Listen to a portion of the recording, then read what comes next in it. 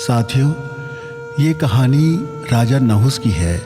इस कहानी में बहुत ही सार्थक संदेश दिया गया है कि पद, अधिकार और सम्मान मिलने पर, अहंकार आने पर कैसी दुर्गति और विनाश होता है।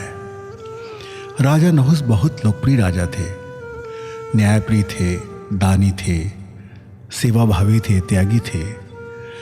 उनकी पुण्य कीर्ति इतनी बढ़ी कि देवलोक में उनकी चर्चा होने लगी और विधाता ने उन्हें इंद्रलोक का आसन दे दिया। राजा नहुस इंद्रलोक का आसन पा गए। इंद्र वहाँ से हट गए। राजा नहुस जब इंद्रलोक में बैठे तो सभी देवताओं ने उनका बहुत सम्मान किया, उनका अभिनंदन हुआ।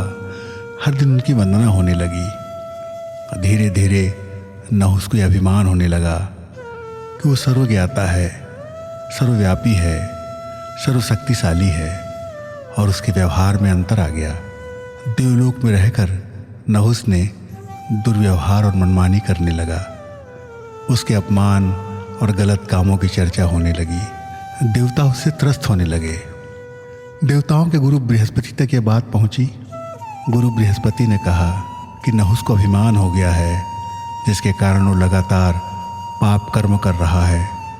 उसे वहाँ से हटाना होगा, उसे उसके किए की सज़ा मिलनी चाहिए। लेकिन ये तब होगा जब उसके पाप का घड़ा भर जाएगा। अभी उसके पुण्य का खाता बहुत बाकी है। उसे और पाप कर्म के लिए उकसाते रहो। उसे ऐसे नीच कर्मों के लिए उकसाओ कि पुण्य का खाता बंद हो जाए और पाप का घड़ा भर जाए। देवताओं ने षड्यंत्र करके नहुस को और भड़काने का काम किया। उन्होंने कहा कि महाराजा, आप इंद्रलोक में हैं तो आपकी पत्नी भी इंद्राणी होनी चाहिए। आप इंद्राणी से विवाह कर लीजिए। इसके लिए आप इंद्र को संदेश भिजवाइए कि आप इंद्राणी से स्वयंवर करना चाहते हैं। नहुस ने आदेश दे दिया। ये खबर इंद्राणी के पास पहुंची। तब देवताओं ने कहा कि इंद्राणी, तुम राजा नहुस के पास संदेश भिजवाओ और उससे कहो कि यदि राजा नहुस की पालकी सप्तर्षि उठाएंगे तभी मैं उन्हें वरमाला पहनाऊंगी। इंद्राणी का संदेश सुनकर नहुस ने आदेश दिया कि जाओ सप्तर्षि को भी हाजिर करो, वे मेरी पालकी उठाएंगे। सप्तर्षि आ गए और पालकी उन्होंने उठा ली। नहुस पालकी पर बैठकर इंद्राणी के पास जाने लगा। उसे इंद्राणी से मिलने की इतनी बेचैनी हो गई, इतनी जल्दी हो गई कि वो रास्ते में सप्तऋषियों का अपमान करने लगा। वो उन्हें लात मारकर सर्प सर्प कहने लगा।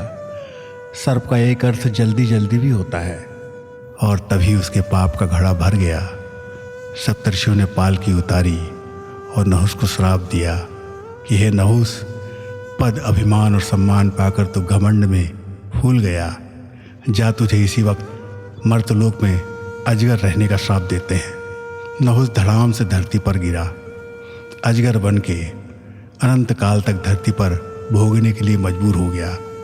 उसका अभिमान चूर हो गया। उसने बड़ी प्रार्थना की, अपनी गलती की क्षमा मांगी।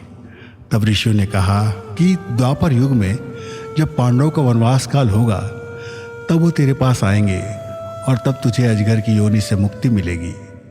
और नहुस पद, अभिमान, सम्मान पाकर जिस घमंड से देवलोक में अत्याचार कर रहा था, अजगर बनकर नीचे अंधेरी खोह में पड़ा रहा और फिर द्वापर युग में उसकी मुक्ति हुई। इस कहानी से बहुत बड़ी सीख मिलती है।